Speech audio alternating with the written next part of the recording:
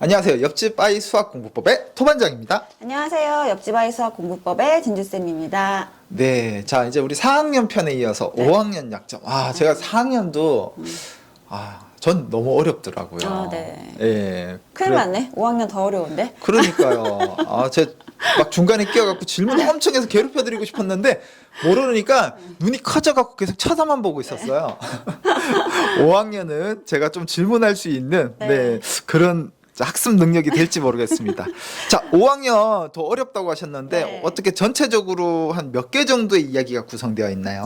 제가 준비한 단어는 일단 5개인데요. 사실은 5학년 수학이 가장 중요해요. 그래서 5학년은 제가 말씀드린 5개 외에도 모든 단원이 가장 중요하다고 생각을 하시면 되는데 제가 이거를 다 시간상 다룰 수는 없으니까 그 중에 특히 약점이 될 수 있는 단원 5개 정도를 준비해 봤습니다. 네, 5개만 알면 되는 게 아니고 그 중에 5개군요. 자, 그럼 본격적으로 우리 5가지 들어가 보도록 하겠습니다. 네. 초등맘 TV. 자, 지금 이것 모르면 수학 구멍이 5학년 편인데요. 4학년 수학은 조금 수월하게 넘어갔을 거예요. 근데 이제 실제로 초등학생이 수포자라고는 생각하실 수 있지만 진짜로 수포자라는 단어가 등장을 하고 제일 어려워하는 학년이 5학년이에요. 그리고 앞에서 제가 방금 말씀드렸지만 모든 단원이 다 중요하다라고 강조를 해도 지나치지 않은 학년인데 왜냐하면 지금 5학년에서 배우고 있는 내용이 우리 중학교에 가면 직접적으로 연계되는 단원들이 가장 많은 학년입니다. 그리고 아이들이 가장 어려워하는 학년이기도 하고요. 그래서 자, 지금부터 어떤 단원들이 그런지 우리들이 어떤 점을 조금 더 중요시해서 봐야 되는지를 좀 살펴볼게요. 자, 첫 번째 단원으로 뽑은 거는 5학년 1학기 1단원의 자연수의 혼합계산 단원이에요. 근데 지금 자연수의 혼합계산 하면 이거 그냥 그 계산 순서만 알고 더하기 빼기 곱하기 나누기 사칙연산만 잘하면 쉬운 단원 아니에요? 라고 이제 생각하실 수 있는데 실제로 그 계산은 잘할 수 있어요. 우리 아이들이 순서에 맞춰서 사칙연산을 해서 답을 구한다. 여기까지는 쉽게 할 수 있지만 이제 실제로 어려워하는 부분은 무엇이냐면 여기 지금 제가 적어놓은 거 보시면 문장재를 혼합식으로 나타내기라고 적어놨어요. 이제 1단원 보면 이제 문장 실생활에서 우리들이 사용하고 있는 어떤 상황에 대해서 문장으로 묶고 있는 문장재들이 조금 나오는데 우리 아이들이 그 문장재를 읽고 이것을 연산자가 여러 개인 혼합계산식으로 나타내는 거 그거 굉장히 많이 어려워하거든요. 그래서 그 부분에 대한 연습이 굉장히 많이 필요한 단원이다. 근데 이제 우리 아이들이 그거 어려워한다 하면 조금 이제 연습시키는 방법으로는 자, 제가 연산자가 2개인 간단한 식부터 라고 적어놨는데 자, 실제로 여기에서 다루고 있는 거는 더하기 빼기 곱하기 나누기 사칙 연산이 다 활용되는 혼합 계산식을 배우는 게 목표지만 우리 아이가 문장재에서 식 세우는 거 너무 어려워한다 싶으면 이제 연산자가 2개인 식부터 연습을 조금 시켜주시는 게 필요합니다. 그래서 더하고 빼기 곱하고 나누기 이런 간단한 상황부터 식으로 세워볼 수 있도록 연습을 조금 시켜주시면서 점점 익숙해지면 사칙 연산의 식까지 끌어낼 수 있도록 이제 연습을 시켜주시는 게 조금 중요한 단원이에요. 자, 중학교 정수와 유리수의 사칙 계산으로 연결되는 단원이라고 적어놨는데 이 단원이 제가 지금 요것 때문에 또 중요하다고 뽑은 이유이기도 하거든요. 그러니까 초등학교에서는 우리가 자연수의 사칙 연산만을 가지고 배우지만 이제 이 혼합 계산식을 활용해서 중학교 수학에 넘어가면 유리수와 정수 이런 것들 다 활용해서 사칙 연산의 혼합 계산하는 식들 되게 많이 나오거든요. 그러니까 그때 가서 너무 어려워하지 않기 위해서는 우리 5학년 수학할 때 정확하게 이제 계산 순서라든지 계산 순서가 달라지면 답이 다르게 나온다. 이제 이런 것들 우리 아이들이 충분히 인지하고 넘어갈 수 있도록 주의가 필요한 단원입니다. 초등맘 TV. 자, 두 번째 단원으로는요, 제가 1학기 2단원에 약수와 배수 단원 적어놨는데, 이 단원은 사실 10번을 강조해도 지나치지 않은 단원입니다. 자, 여기서부터 아이들이 이제 멘붕에 빠지기 시작해요. 굉장히 이제 어려워하기 시작하거든요. 그래서 여기서 이제 약수 배우고, 배수 배우고, 공약수, 최대 공약수, 공배수, 최소 공배수, 이제 이런 것들 이제 막 나오면서, 이때부터 우리 친구들 이제 수학 어렵다고 이제 막 이제 어려워하는 얘기들이 나오기 시작하는데, 이 단원에서 충분히 이제 연습을 해야 그 다음에 다음에 바로 나오는 이제 분모가 다른 분수의 덧셈과 뺄셈, 여기서 이제 통분하기 이런 거 나오거든요. 이제 그런 것들을 하기 위해서 가장 기본이 되는 단원이 이 단원이에요. 그래서 약수와 배수, 공약수와 최대 공약수, 공배수와 최소 공배수에 대한 정확한 개념의 우리 아이들이 개념을 인지하고 있는지, 그 다음에 공약수와 최대 공약수의 관계가 어떠한지, 공배수와 최소 공배수의 관계가 어떠한지 이런 것들 정확하게 이제 연습을 하고 넘어가야 될 필요가 있는 단원이고요. 이제 두 번째로 제가 적어놓은 거 보시면 이 단원의 심화를 잘 다져놓으면 중학교 1-1이 편해요 라고 적어놨는데, 이제 5학년의 심화 문제를 조금 보시면 중학교 문제집 보시는 학부모님들도 계시겠지만 실제로 거의 내용이 비슷하게 나와요. 그래서 5학년에서 이 단원에 대한 심화 문제들이 중학교 1학년 1학기에 가면 거의 비슷한 문제 유형들이 똑같이 나오거든요. 그래서 이 단원에서는 심화까지 조금 탄탄하게 다져 놓으면 중학교 수학할 때 너무 갑자기 우리 친구들 어려워하지 않고 헤매지 않고 조금 수월하게 수학을 할 수 있다.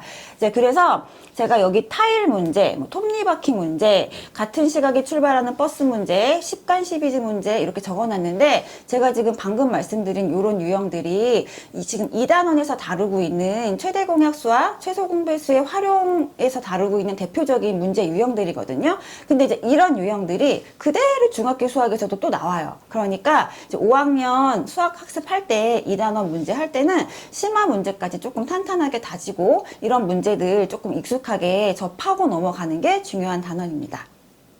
초등맘 TV. 자, 5학년 수학에서 세 번째로 우리 아이들 약점이 될 수 있는 단원 한번 살펴볼게요. 자, 5학년 1학기 6단원에 다각형의 둘레와 넓이 단원을 제가 넣어놨어요. 자, 여기서 다루는 다각형의 둘레와 넓이는 사실 이제 후속으로 앞에서 이제 6학년이나 중학교에 가서 배우게 될 입체도형의 부피와 건널비 학습에 짓게 되는 이제 기본 단원이기 때문에 5학년에서 배우는 도형 단원에서 조금 개념적인 부분이나 원리를 조금 이해하고 넘어가야 될 단원이기 때문에 제가 넣어놨고요. 지금 요 단원에서 배우고 있는 내용들은 뭐 평행사변형, 삼각형, 마루모 뭐 이런 도형들에 대해서 둘레와 넓이를 이제 구하는 방법들에 대해서 나오는데, 우리 아이들이 실제로 둘레나 넓이 구하는 공식을 외워서 거기에다가 그냥 각각의 수치를 대입해서 답을 잘 구했다, 이렇게 했다고 해서 우리 아이들이 다 이해하고 넘어갔구나 라고 생각하시기보다는 실제로 이런 둘레 구하는 공식이나 넓이 구하는 공식들이 왜 나오게 됐는지, 어떻게 이런 과정들이 나오게 됐는지에 대한 이해는 조금 시켜주시고 넘어가는 게 필요한 단원입니다. 그래서 제가 여기 보시면 교과서에 나와 있는 한 그림을 예로 조금 넣어놨는데요. 자, 우리가 삼각형의 넓이 구하는 공식 하면 그냥 우리 학부모님들도 그거 그냥 밑변 곱하기 높이 나누기 2 하는 거 아니야? 거기다 숫자 대입해서 넓이 구하면 되는 거 아니야? 라고 이제 쉽게 생각하시기보다는 실제로 왜 삼각형의 넓이 구하는 공식이 이렇게 나왔는지, 지금 이 그림 같은 경우는 삼각형 두 개를 이용해서 평행사변형을 만들어 놓고, 평행사변형의 넓이를 구하는 거는 밑변 곱하기 높이 해서 이 평행사변형의 넓이를 구하니까 이제 그 넓이를 구해서 걔를 나누기 2를 해줘야 삼각형 하나의 넓이가 나오는구나 라고 이제 다른 도형들을 조금 변형을 시켜서 이제 그래서 어떻게 공식들이 나오는지 조금 그런 추론해서 우리가 공식을 유도하는 방법이라든지, 다양한 도형들을 가지고 얘를 모양을 조금 변형시켜 가지고 삼각형으로 평행사변형을 만들어 본다든지 사다리꼴 모양을 만들어 본다든지 이렇게 각각의 도형들을 조금 변형해 보는 연습, 그 변형을 한 걸 가지고 이런 넓이나 둘레 구하는 공식들이 어떻게 유도가 되는지 그 과정들에 대해서 연습이나 이제 개념 이해를 조금 시켜주시는 게 필요한 단원입니다. 그래서 제가 이번 단원을 넣어놨고요. 실제로 그런 부분들을 우리 아이들이 어려워할 경우에는 지금 교과서에 이런 과정들이 되게 자세하게 나와 있어요. 이제 그러니까 교과서를 가지고 우리 친구들에게 이러한 부분들이 잘 아이들이 이해를 하고 있는지는 확인을 해보시는 게 좋은 단원입니다. 초등맘 TV. 자, 5학년 수학에서 네 번째 약점 단원으로 제가 뽑은 단원들을 볼게요. 보시면 2학기 이제 1단원에 수의 범위와 어림하기 단원을 넣어놨어요. 근데 실제로 이제 여기에서는 이상, 이하, 초과, 미만 이렇게 수의 범위를 나타내는 용어를 배우고요. 그게 이제 끝나면 그 뒤에서 자, 올림, 버림, 반올림 이렇게 수를 어림하는 용어에 대해서 배워요. 근데 우리 친구들이 실제로 이 부분에서 이제 어려워하는 거는 이상, 이하, 초과, 미만 같이 수의 범위를 나타내는 용어는 조금 그래도 수월하게 이해를 하고 넘어가는데 올림, 버림, 반올림 이렇게 수를 어림하는 용어를 조금 어려워하는 경향들이 있거든요. 이 단원에서 조금 정확하게 하고 넘어가야 될 것들은 각각의 용어들 지금 이제 뭐 올림, 버림, 반올림 이런 용어들이 처음 나오니까 우리 아이들이 이런 용어에 대한 정의, 정확한 정의를 알고 있는지 이런 확인이 조금 필요하고요. 그 다음에 실제로 어떤 수를 뭐 올림에서 10의 자리까지 나타내라, 뭐 반올림에서 몇 자리까지 나타내라 이런 문제들의 답은 잘 구할 수 있지만 이제 여기에서 아이들이 어려워하는 거는 이제 거꾸로 생각하는 거. 그래서 어림한 값을 보고 이 값이 나오려면 어디서부터 어디까지 어림이 가능한지 반올림에서 8,700이 된, 뭐 100의 자리에서 반올림에서 8,700이 되는 수의 범위를 구하여라 라든지 이런 식으로 어림한 값을 주고 조금 반대로 생각해보게 하는 문제들 많이 어려워하는 경향들이 있거든요. 이제 그러니까 앞서서 이제 올림이나 버림이나 반올림에 대한 용어에 대한 정확한 개념 이해를 시켜주시고 이제 그런 부분들을 어려워하면 이제 그 부분을 조금 다루고 있는 문제들을 다양하게 이제 풀면서 연습을 하고 넘어가는 게 필요한 단원입니다. 초등맘 TV.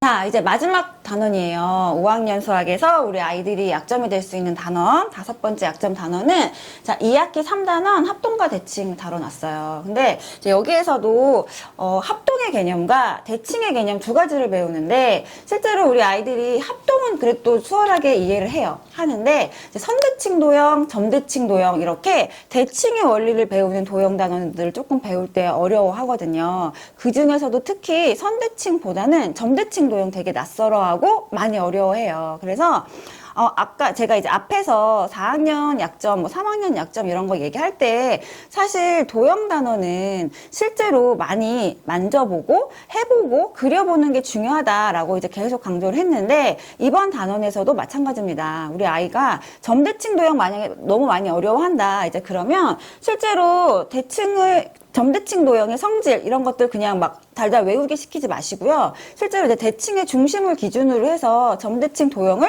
이제 그려보게 하는 거죠. 대칭의 중심으로부터 같은 거리에 있는 점들을 찍고 그것들을 연결해서 그린 게 점대칭 도형이야. 이제 이런 것들을 조금 연습을 하다 보면 자연스럽게 우리 아이들이 점대칭 도형에 대한 성질도 조금 인식이 되거든요. 이제 그러니까 점대칭 도형 너무 많이 어려워한다 하면 뭐 우리 아이들 이렇게 모는 종이나 이런 거 가지고 실제로 점대칭 도형들 많이 그려보게 해주시는 게 필요한 단원입니다. 초등맘 TV. 자, 제가 지금까지 5학년 수학에서 약점이 될 수 있는 단원들 5개 정도 소개시켜 드렸는데 어떠셨나요? 앞에서도 잠깐 이제 말씀을 드렸지만 실제로 우리 아이들이 가장 어려워하는 학년도 5학년이고 가장 중요한 단원들을 다루고 있는 학년도 5학년이에요. 그래서 제가 오늘은 5개 단원 정도를 간단하게 추려서 말씀을 드렸지만 이제 5학년에서 다루고 있는 12개 단원들은 정말 꼼꼼하고 탄탄하게 다지고 넘어가는 걸 10번 강조해도 부족하지 않은 학년입니다. 자, 제가 오늘 말씀드린 내용 어떠셨나요? 저는 이제 다음 시간에는 6학년, 자, 초등 수학의 마지막 학년인 6학년 수학에서는 또 어떤 단원들이 약점이 될 수 있는지에 대해서 준비를 해서 다음 시간에 또 찾아뵙도록 하겠습니다. 감사합니다.